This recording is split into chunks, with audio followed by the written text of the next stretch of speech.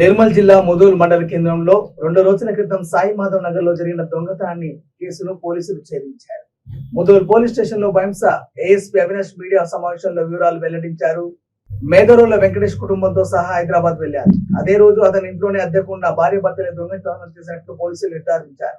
వారి వద్ద నుండి 7 తులాల బంగారం నగదును పోలీసులు స్వాధీనం చేసుకున్నారు. దొంగతనం జరిగిన 48 గంటలలో దొంగలను పట్టుకున్న ముదూల్ ఎస్ఐ సాయి కిరణ్ పోలీస్ సిబ్బందిని బైంస ఏఎస్పీ అవినాష్ అభినందించారు.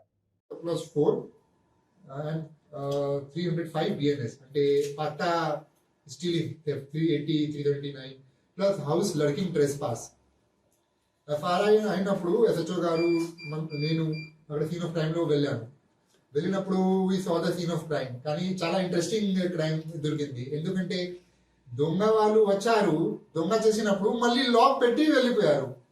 సో ఇది ఫస్ట్ టైం మనం ఒక దొంగ చూసాము. అతను దొంగ చేసినప్పుడు చాలా జాగ్రత్తగా ప్రాపర్ లాక్ మళ్ళీ పెట్టారు. సో వీఆర్ లైక్ ఇసుకో కరెంगे. అదే సమయంలో హౌస్ ఓనర్ వెంకటేశ్వర్ భార్య ప్లస్ ఆమె సిస్టర్ 7 tolas గోల్డ్ ఆమె బీరువాలో ఉన్నాయి అప్పుడు. సో చాలా వెరీ ట్రబుల్ बहुत परेशान थे. సో అదే సమయం మనము ఎందుకంటే సీన్ ఆఫ్ క్రైమ్ చూసినప్పుడు రియలైజ్ కి कोई तो जानने वाला किया है, अरे ना తెలుసా వాళ్ళు చేశారు. సో వి సెట్ కి भाई 48 hours में हम लोग इसको पकड़ के लाते हैं. ఆ రోజు మనము చెప్పాను మీరు ఉన్నారా అక్కడ ఆ రోజు బోలా था.